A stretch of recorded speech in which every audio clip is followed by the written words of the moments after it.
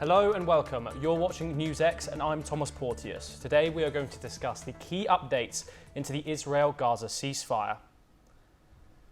As the saying goes, no matter the challenges we face today or how bleak the situation may seem, tomorrow brings hope for a brighter future. This hope has arrived for Israelis and Palestinians. 90 Palestinian prisoners, including 69 women and 21 teenage boys, were released from Israeli prisons early on Monday as part of a ceasefire agreement with Hamas. Following the release of 3 Israeli women hostages, the freed Palestinians were welcomed by large crowds in Ramallah. Despite warnings from Israeli forces against celebration, the ceasefire allows humanitarian aid to Gaza, where 90% of the population has been displaced. The first phase of the ceasefire will last 42 days, during which Hamas will release 33 hostages in exchange for hundreds of Palestinian detainees.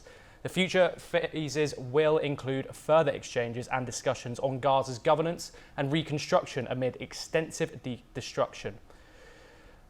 We will now be moving on to a broader discussion in this topic. We are joined by 4 guests: Yeshaya Rosenman, Project Director at India-Israel Humanitarian Project, live from Israel. We are also joined by Gautam Mukherjee, Senior Journalist, live from New Delhi. We are also joined by Professor Gunaratna, designation a Middle East expert from Singapore. And we are also joined by Ambassador Mukherjee, former diplomat from here in New Delhi. Yeshaya, thank you very much for joining us and all the other guests that have joined us. Yeshaya, I just want to know, how are people in Israel feeling about this ceasefire right now? Hi, good afternoon. On one hand, people in Israel are very warm feelings to see these 3 young women, Romi Gonen, age 24, Emily Damari, age 28, who's also a UK citizen, and Doron Steinbrecher, age 31, seeing these young women released after almost 500 days of captivity. It's people obviously are delighted to see this. On the other hand, it was not missed, even among the most ideological left-wing opponents of the government. It was not missed the fashion in which they were released, in which a Palestinian mob of Hamas terrorists in full uniform, with guns around them, were intimidating the hostages till the last second. And the celebrations upon the release of convicted terrorists from Israeli jail. So as to hope, I don't think hope is the hope for the release of further hostages. Yes, we have that, at least in the first stage of the hostage deal. As to hope for a brighter future or peace in the Middle East, I don't think there's much of that going around here. On the contrary, I think Hamas is showing quite clearly that its intention is not peace, it is more and more war. And the greater questions of the day after the war: who will rule Gaza, how the Gaza Strip will be rebuilt again without it becoming a war machine once more. These questions have not been answered. Gautam Mukherjee, given the rocky start of the ceasefire deal, it's now implemented. What challenges do you foresee in both sides adhering to these ceasefire terms? Well, as you've noticed, the right wing of the Israeli government is not in favor of a ceasefire. In fact, the far right one section has left the government. At the same time, this is most welcome, and there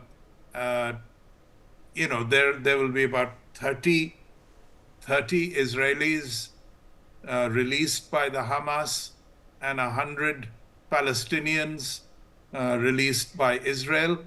So this is very good, and it should, one hopes, lead to a proper ceasefire and not just a cessation of hostilities until the hostages are exchanged.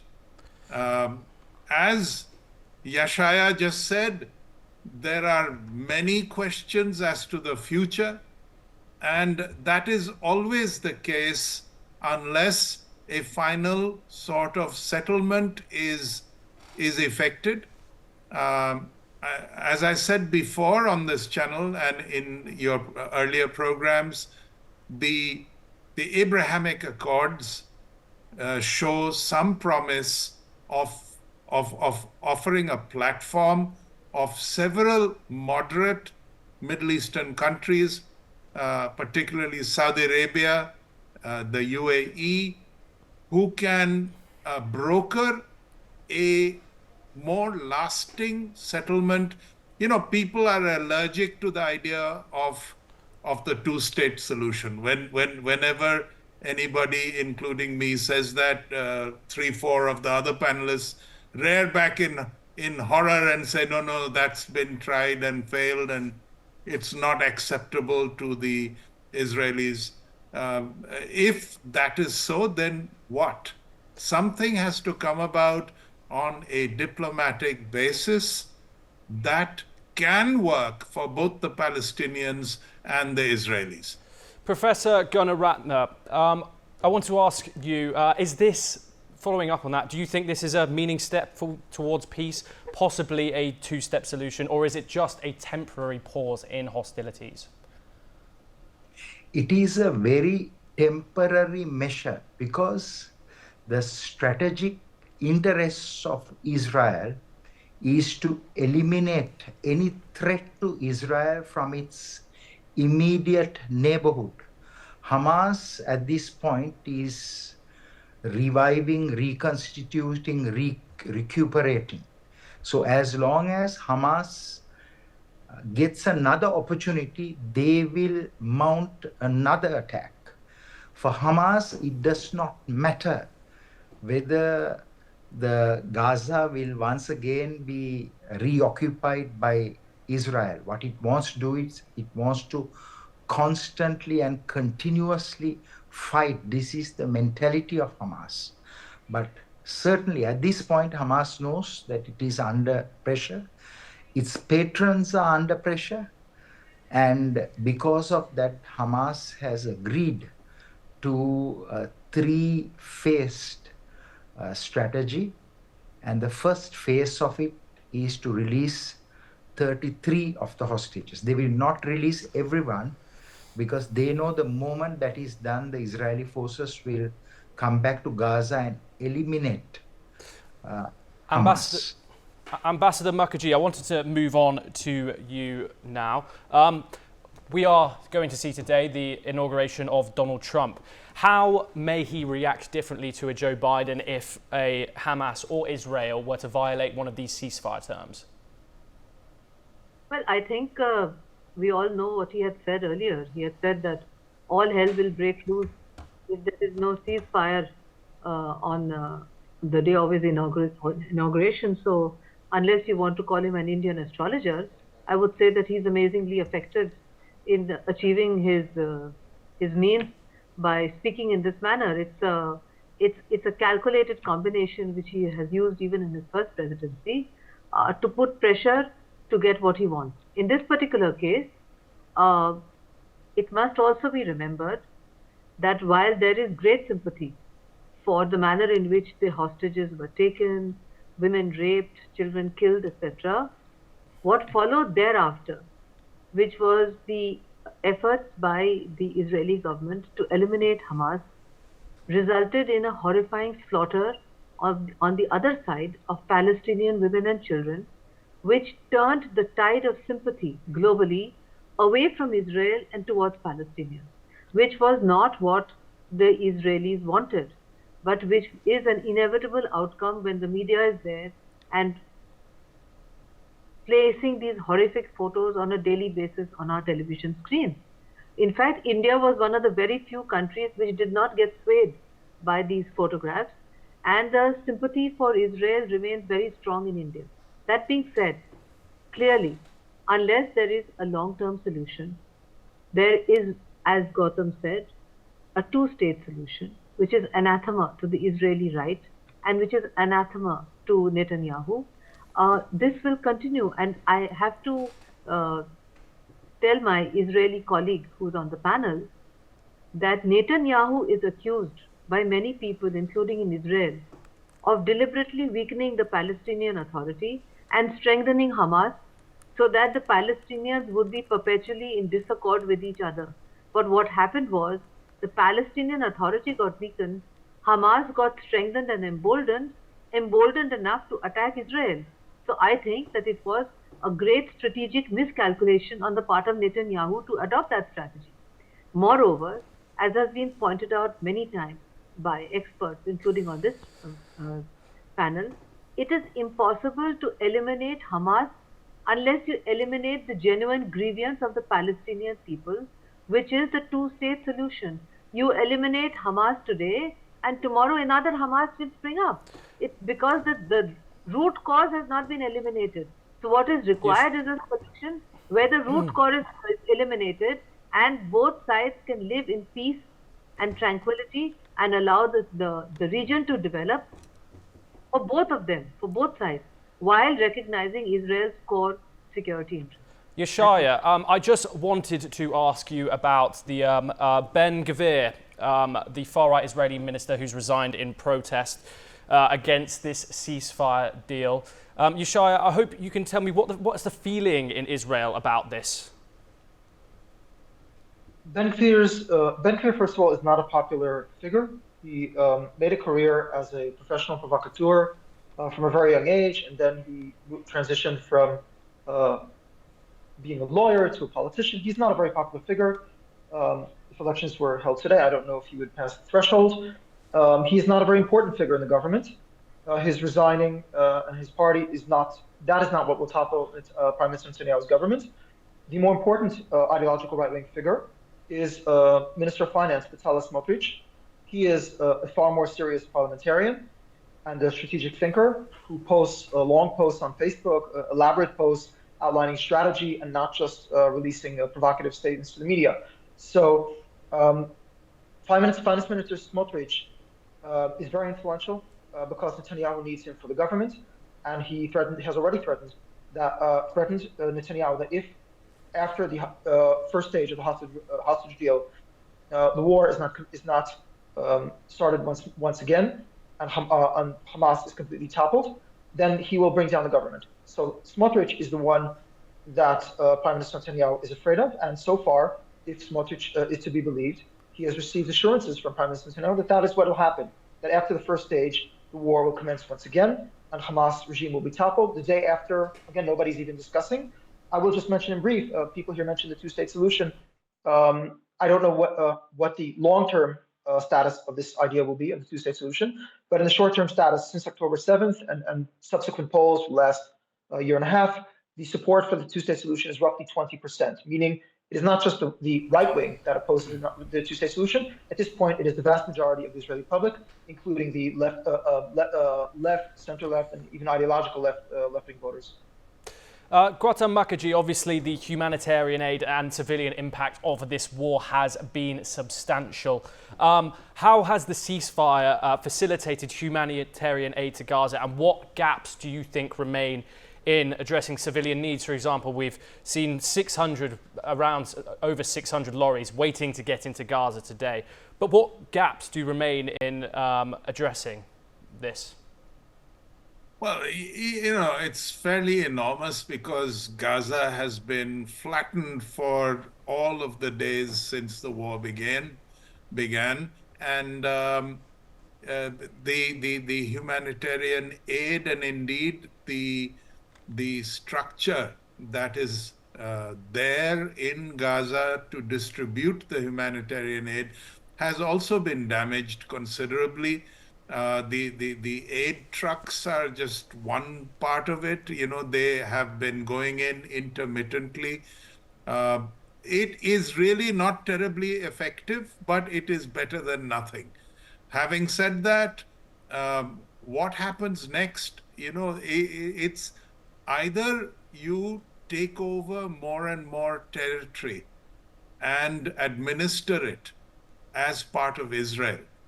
That has worked with a large number of Palestinians who are in fact living in Israel. Many of them are either card holders of one sort or Israeli citizens. In fact, some of the hostages taken were also Palestinian Israelis. So that's one way to amalgamate at least some of this horror for the times to come. As far as Hamas goes, the back end of this is Iran. And as long as Iran keeps funding the Hamas, the Hezbollah, the Houthi, the elements in Syria, the new elements that have arrived in Syria, the ISIS and so on, and providing them with weapons, this cannot end because it is essentially confrontationist in nature, and there is no end in sight to that. So either you deal with Iran itself, which is a possibility under Trump in collaboration with the Israelis. I'm suggesting a regime change, which I think is probably going to be welcomed by the Iranian people, who have not had it very good under the Ayatollahs.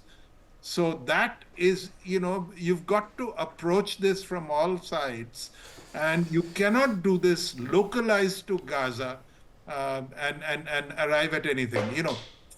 Reconstruction, sending them, relief materials and so on, these are drops in the bucket. Professor Gunaratne, I wanted to bring in to you here. As Mukherjee said, do you think the biggest problem lies here with Iran and the funding of these groups? Do you think that this conflict cannot be resolved until Iran has a regime change? Iran poses the most significant threat to Israel because it has funded 7 fronts.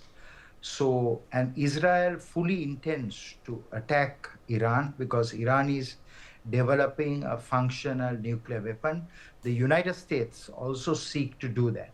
So sooner or later, there will be a major terrorist attack, there will be a major attack by Israel on Iran. But of course, the terrorist threat will remain because Iran continues to support a number of terrorist groups. And as long as Iran's assistance is continuous, Israel will suffer, and so will other countries in the region. So there is no permanent solution until the Iran challenge is addressed. Ambassador Mukherjee, following on from this, how should Israel balance its security concerns with maintaining the truce with Hamas? Well, I sincerely hope that the truce remains and that Netanyahu's government doesn't fall because the extreme right pulls out. In that event, I think that once the deal is over, once the exchange is over, it is essential to ensure that peace and tranquility is maintained, that relief supplies go in. At the same time, Israel looks to secure its borders once again in a manner where such attacks do not happen in future. And that includes working out some kind of a political administration until the two-state solution is implemented, some kind of political arrangement with the Palestinians so that they can govern themselves, because it is not feasible for the Israeli army and Israeli authorities to remain permanently inside the Gaza Strip. Moreover, the Gaza Strip has to be rebuilt, and rebuilt in a manner by which it is not once again used through those wardens of tunnels, etc., for plotting a fresh terrorist attack on Israel. So therefore, it has to be done under supervision, but at the same time, some moderate Palestinian authority must be encouraged by Israel to administer and govern the Palestinians, because it is not possible for Israel, which is seen as an occupying power, to do that. In fact, it increases its security threat and opens it up for attacks on multiple fronts. So they should secure their borders, and they should make an arrangement, even if it is difficult to swallow politically within Israel among the hard right, because it is in Israel's long-term interest. And Israel also needs time to recover and rebuild its economy. It's been a long time since these attacks have been going on. And since the Gaza Strip has been flattened, international aid is required to rebuild it. And at the same time, the Israelis and the Palestinians should have what is called a Truth and Reconciliation Commission, like we had in South Africa, so that the bad feelings against each other can somehow be resolved. Because as long as there is hatred in the minds of the Palestinians for what has been done in the Gaza Strip, there is no prospect of a long-term peace, because the Palestinian people have been alienated. The manner in which the Gaza Strip has been flattened on international television in front of our eyes day after day. Yeshaya, I just wanted to bring you in for a final point. What is the overall feeling in Israel about this war and the end of this war, and how have people reacted to the release of these hostages, and also the and the release of the Palestinian hostages as well? Yes, as I said, short-term, people are very happy to see these young women back home. They're now in the hospital and they're going medical treatment. So people are happy that a small part of our nightmare has been, we've woken up from a small part of our nightmare.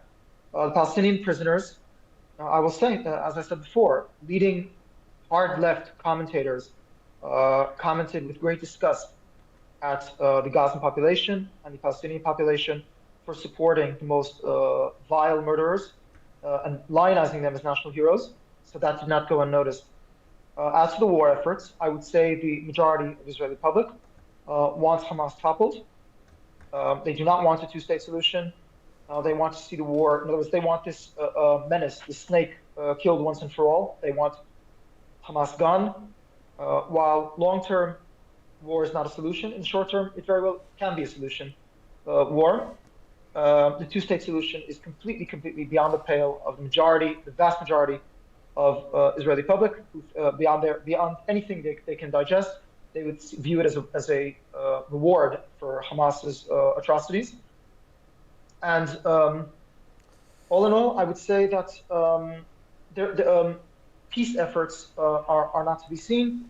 It's a question of militarily ruling Gaza, or somehow basically de-radicalizing a very large population that is extremely radical, and the concepts that are being thrown about are taking reference from the denazification of Germany and Japan, and no social scientist can give you an exact formula how to do that.